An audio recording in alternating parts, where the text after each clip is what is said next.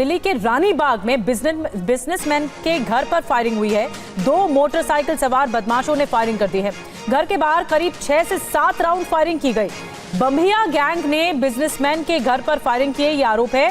Lawrence Bishnoi का विरोधी माना जाता है बम्बिया गैंग, और अब जानकारी मिल रही है कि इस गैंग के गुर्गों की ओर से इस तरह से फायरिंग की गई। 6 से 7 राउंड फायरिंग हुई है।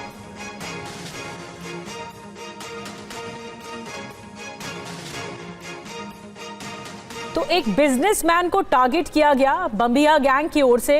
पहले लॉरेंस बिश्नोई गैंग का खौफ लगातार पसरा हुआ है। 2 तस्वीरें आपको दिखा रहे हैं, जिसमें पहली तस्वीर लॉरेंस गैंग के सरगना लॉरेंस बिश्नोई की है, जिसका पहले से दिल्ली में खौफ है, दहशत है।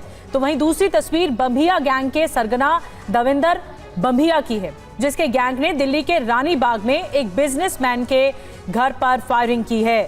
और जो फायरिंग की घटना हुई है, इस पर और क्या डिटेल मिल रही है, इन्वेस्टिगेशन पुलिस की कहां तक पहुंची है?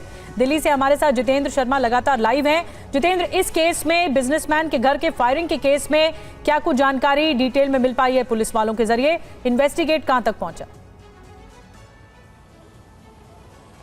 जी बिल्कुल, देखिए जो बिजनेसमैन है शारदा निकेतन में रहते हैं रानी बाग में, और कल रात को अचानक से काले कपड़ों में 2 बाइक पर सवार लड़के इनके घर पहुंचते हैं और घर के ठीक बाहर 6 से 7 राउंड फायरिंग की जाती है और उसके बाद मौके पर एक पर्ची छोड़ी जाती है।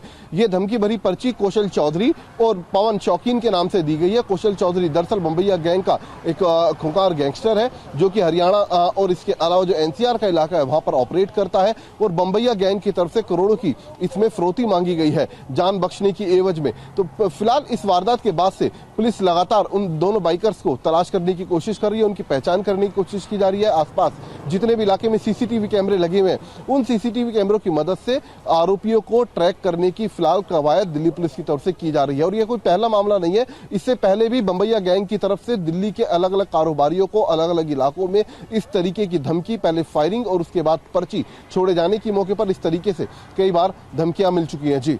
जी, शुक्रिया आपका जितेंद्र जानकारी देने के लिए। तो दिल्ली में इस तरह से खौफ एक बार फिर से पसर रहा है और अब बम्बिया गैंग की एंट्री हो गई है, और बताया जा रहा है इस केस में 2 आरोपी हैं जिन्हें ट्रैक किया जा रहा है।